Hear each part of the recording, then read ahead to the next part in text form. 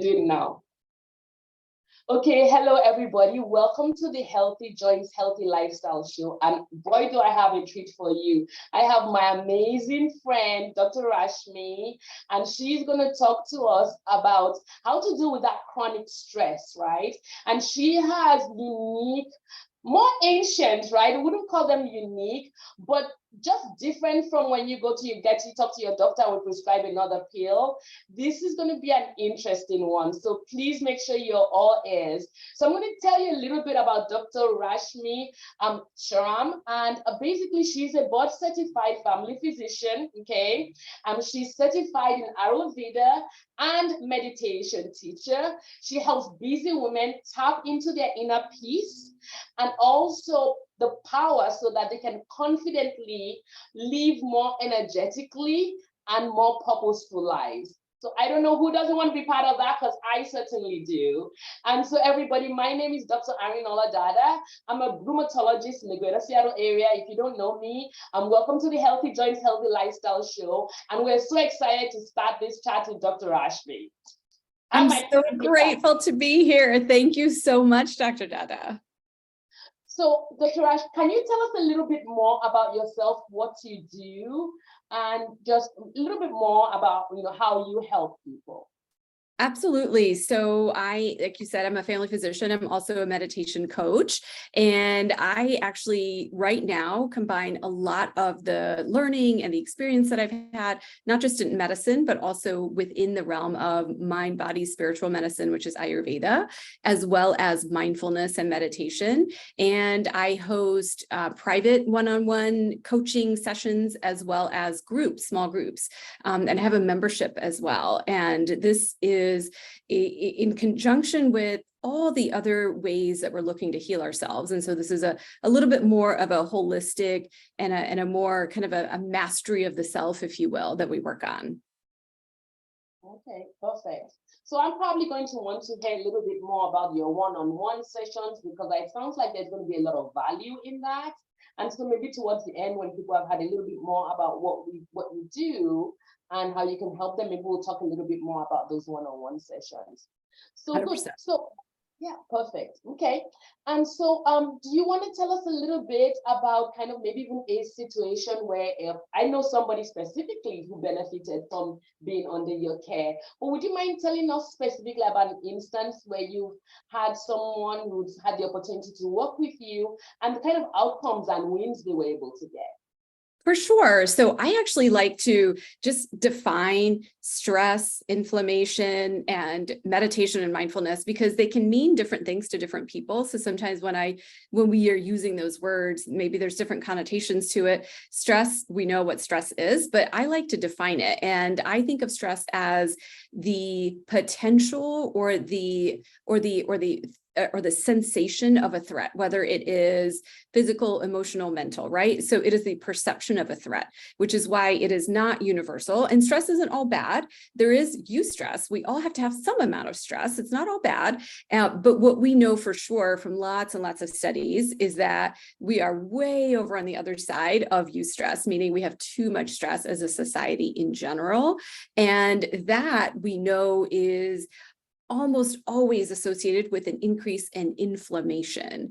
And of course, it can be a vicious cycle, right? So inflammation, this is how you help your patients to decrease their inflammation with a whole, the incredible treatments that you offer them. And when we are able to lower stress levels with things like meditation and mindfulness, we can also subsequently lower inflammatory markers and inflammation as well. So that's sort of the base for that. Meditation is very simple. Meditation is just the journey from activity into stillness. And really that's it. So we're not actually making anything happen. We're already moving from a place of doing to a place of being. And it is the fastest way to build our mindfulness muscle. And mindfulness can be described generally as the following. Mindfulness is thought of as the awareness that arises when we're paying attention to this present moment without judgment and with curiosity. So tell me about, let me do that. So you are paying attention to this moment. You're experiencing this moment zero judgment, but coming from a place of curiosity. Yes, yes. So it isn't actually something that we need to learn how to do. We need to unlearn some of the other things, because if you and I have been around kids who are 3, 4, and 5 years old, no one taught them how to be curious and non-judgmental and be aware, right? They are already aware. They are already practicing mindfulness. And so I use that as an example of that's actually our core essential being. It isn't that we can be mindful all the time. That's not even the goal of anything that we're doing. It's that when we can bring even tiny snippets of mindfulness, of meditation into our lives, that we can enhance our lives and live it with more skill. So it's really about living more skillfully rather than making something happen or pretending something's not happening or avoiding something. Okay. So it sounds like we've learned a lot of bad things along the way. And if we revert to where we naturally are, kind of our core, and our core is curiosity. I'm thinking about a 3-year-old me, not the one who thought she knew all the answers, but the one who was curious, right? And then the one who, also didn't think she knew all the answers, and so wasn't judgmental because she didn't think she knew all the answers, right? So kind of going back to who we were, who we are in our core, and unlearn a lot of these bad habits, probably what gives us a lot of stress, to be honest. Yeah, that's really it, right? And so I want to go back to, I didn't answer your original question, which was, can you give me an example of how you may have I helped? love this. Actually, So, I love this. I love this because I think this kind of helps it's going to help put that the answer to that kind of in perspective. So we actually understand what we're talking about and kind of how you've been able to help people. So, okay. So that's helpful. So number one thing that I've learned so far, and I hope our audience has, is we need to unlearn some of the bad things we've learned. We're no longer going to be judgmental, and we're going to come from a place of curiosity. I think it will actually make people like us better too while we're at it. well, that's it too, right? And so I will give you a good example, if that's okay, from really just this morning. So inside my group program, I do some one-on-ones, and I just finished up with a one-on-one with an incredible physician. She's a surgeon, and she is, kind of the picture of health from the outside in, but, tends to work a lot and is under a tremendous amount of stress. And what she told me was, for years and years and years, she believed that she was just this anxious person. Like her identity revolved around this being this anxious person. And what she has noticed just in the last 5-6 weeks is that she's able to uncouple from that, right? Because a lot of what we do also within the mindfulness space is about self-compassion, is about self-love, self-acceptance, as well as letting go of what's not serving us, including potentially saying, I am anxious versus I am feeling anxiety, those kind of differences. So when we're able to take just a little bit of space from those two things, what she's noticed with her, and she's been meditating, she says, every day for about 4 weeks. And what she's noticed is really incredible, and almost what I would describe as quantum leaps, in that she not only just disidentifies with that person who is very anxious, but also is able to find this core anchor for herself, even when there's chaos. Like nothing has changed in her circumstances at all. And she's able to stay and actually go within herself when things do get more chaotic, not because she's trying to avoid it, but because there is a way that we can be with what is without trying to pretend it's not there or trying to change it immediately, because most of the time we can't change it anyway, right? And so what she told me this morning was she now has this sense of clarity and this felt sense that she's never been stuck. Like this sensation where she's felt like she's been stuck is actually not even real or true. And that she's really more open to what she calls infinite possibilities. And so that's an example of being able to practice meditation, mindfulness, emotional well-being, all of those things from kind of a very small group or one-on-one perspective. I hope that helps. No, that definitely helps. So, I mean, there's so much to uncouple kind of from that doctors, and I mean, she's a doctor, but she's a person just like everyone else who has always seen herself as an anxious person, and I've just kind of barreled through all that. And she was able to uncouple herself and kind of say, okay, this is a situation, and I don't necessarily have to be in that situation, I'm not part of that situation, and be able to look at things. She was actually, sounds like she was able to free herself, right? Because things are still happening, like you said, around her. Her situation has not changed, but she's able to kind of remove herself from that and be able to have just a little more clarity on what's going on versus just reacting to just the stress and endless anxiety. So that's amazing. I think a lot of us need to learn self-compassion, right? For sure. For sure. Which, I and would you, because I was listening to a previous interview that you did, and you were differentiating self-compassion from self-esteem too, which I still think I have it a little muddled. Yeah, let's talk about that. I love that. I used to do that too. I used to think it was the same thing. I used to think, oh, it's narcissistic if you're compassionate to yourself, but it's actually not. So self-compassion is very, very, very simple. Self-compassion is based on the idea that I am a human being worthy of love, period. Right? Self-esteem, on the other hand, is almost always tied to the external world. Who my partner is, what my job is, what car I drive, what house I drive, who I hang out with, what kind of drinks I order when I go out. All of those things are very much tied to self-esteem, right? And yes, we can still have high self-esteem without some of those external things, but it's a little bit difficult. It's tied to our achievements. And of course, self-esteem is important, but a little too much self-esteem can lead to narcissism. Kind of this idea of the world is revolving around me, whereas self-compassion really is saying something like, oh, this feels hard, and that's okay. It feels hard because it is hard, and so much of life is challenging and it is messy as we move through different things in our lives, and being able to have a certain softness to ourselves rather than, getting angry with ourselves, whether it's, sometimes, like just yesterday, I had another amazing client who said, I don't know why, but every time I do this one thing that I know I'm safe in, I get so afraid. And then I am so mad at myself for being afraid. Then I just get so angry for the rest of the day, which, if we could just take away what's known as sometimes that second arrow, the reaction to the thing that's happening, if we can take away some of the anger and go, it's okay, I am feeling fear and it can come along. I will still do this thing, and kind of refuse almost to make a meaning out of whatever our emotion is arising in us.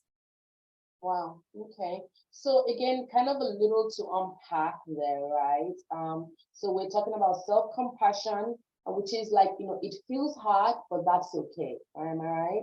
It feels hard, and just it's kindness to yourself, right? And self-esteem is almost like what the rest of the world sees. Right? It's in India, it's a show of part. Those are the things, that's what the rest of the world, kind of drinks do I order, kind of car do I drive, those kind of things. And then I guess there's some positive reinforcement from that. So like, okay, I guess I'm doing well, I'm getting a new car, everybody says it's nice, that kind of thing. But nobody really hears the way you talk to yourself and with kind of kindness that you have to yourself. So be kind to yourself, and then it's okay that I'm feeling fear, right? It's okay. I'm feeling fear, it's okay. And then how do we respond to that?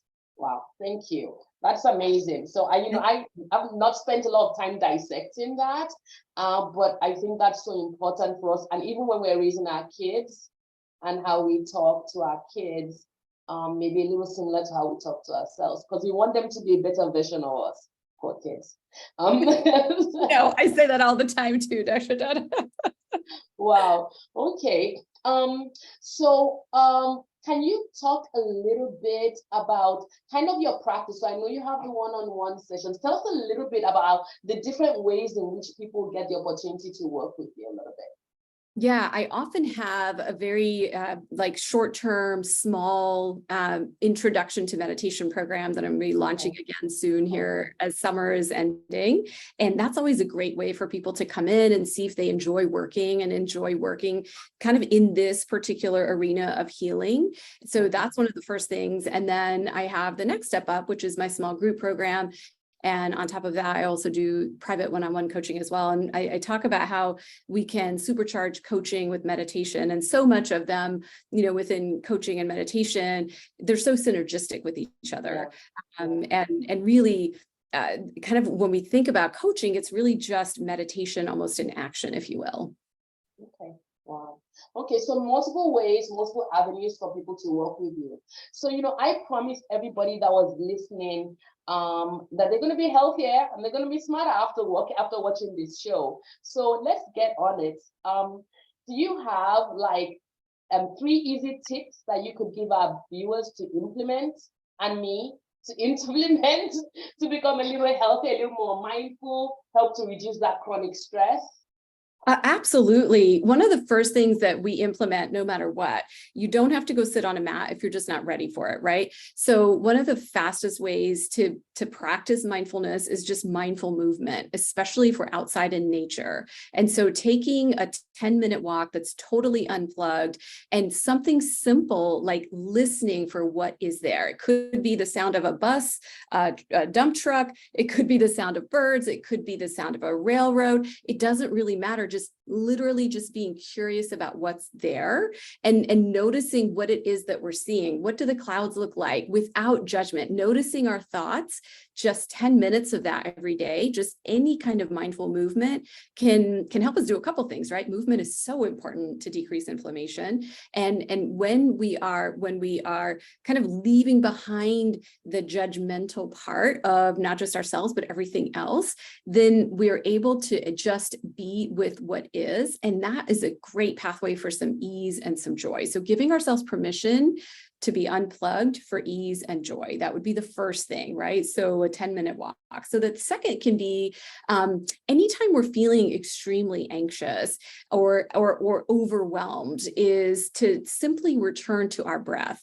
And I have actually several very easy breathwork practices on my YouTube channel. It's totally free. And a lot of the pranayama, which is, a big limb in yoga, is also available online. And it doesn't really matter which one you practice, but so long as we have even a minute or two a day of just returning back to the breath, of focusing on the long exhalation, we can immediately kind of go from that prefrontal cortex, right? So when we're overwhelmed, we're really more in that fight or flight mode. We can very quickly with the breath change our physiology and return back into really our power of creativity, of being creative in stressful situations, of being able to have more of that intellectual capacity, regardless of what's going on outside of us. So the breath would be the second thing. And the third thing is what we already touched on, Dr. Dada, which is this sense of self-compassion. And one of the fastest ways, and Dr. Kristen Neff is a leading researcher and she's published lots of studies on this, but she teaches this technique where we just put our palms over our heart and just give ourselves love and kindness. It can seem weird, but I have all of my patients and all of my clients do this every time they feel overwhelmed. And it is incredible the shifts that can happen, right? Because we are mammals, we are hardwired for touch. And when we give ourselves permission to feel whatever is there, right? We don't have to change it right away. It's okay to feel anxious because it might be an anxiety-provoking situation. We might have anger arising because maybe we feel like something really did go wrong that shouldn't have, right? So whatever it is, saying, it's okay, I got your back. That can be a really fast way of getting ourselves healthier and happier. So those are my three tips. Okay, I love them. So one is a 10-minute work where you are kind of more curious. You're observing your environment and there's no judgment. The second one is kind of focusing on the breathing, and it can be 1 to 2 minutes, nothing really elaborate. And that can really help kind of minimize that flight or fight reaction. And then the third one is where you just kind of, physically actually put your hands over your chest and over your heart, knowing that, hey, I got you. There may be an anxiety-provoking situation, but I got you. Okay, I'm going to do those 3 things. I love it. I do them too.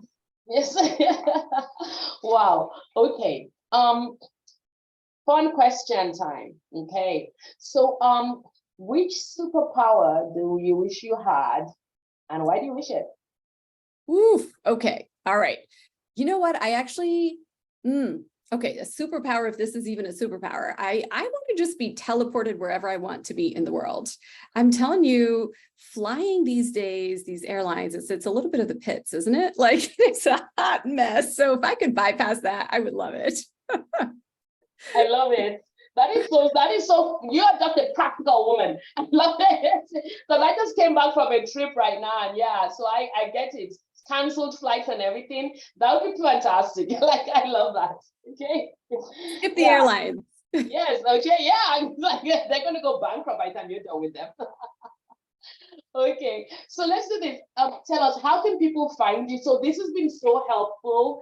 I would think I would love to have you back at some time, because I feel there's so much more that we can really dig into. I mean, I think there's so many options. The people are really struggling out there. I think the last 4 years have been so stressful, between the lockdown, the lack of social connection, and which is so critical for us as human beings. And everything being done online. I can't even hug you from where I am right now. And so it's, so I think this is actually very critical for people at this time. And so let me do this. Let's find out for our and we're also going to put it on the post when we share this. But how can people find you and work with you? So the fastest way and the easiest way is just through my website. It's just my name. It's just rashmischramm.com. You can find all kinds of different blogs, videos there, just that are completely free. And then any offers that I have, you're going to find there as well. I'm also on Instagram, Facebook, LinkedIn. All of them should be in those links. And it's a very simple thing. It's just my name. It's usually just Dr. like DR period and then my name. I'm also on TikTok. So I'm experimenting and having some fun there. So if you're on TikTok, come join me there too. And I'd love to connect with anyone who this is resonating with. Okay. Dr. Rashmi Schramm, you're fantastic. Thank you so much. And thank you everybody for watching. So remember to subscribe to our YouTube channel at Healthy Joints, Healthy Lifestyle, and share it with anybody that you think will benefit. I really think so many people would benefit from this talk, and definitely find a way to connect with Dr. Rashmi. She's been helpful personally and to a friend of mine, and I will tell you that she made all the difference. So I can personally vouch for her. But thank you everybody for listening. Like this video, share it, and hopefully we'll see you soon. Thank you so much, Dr. Schramm. Thank you, Dr. Dada. It's been my pleasure. Thank you. Bye, everybody.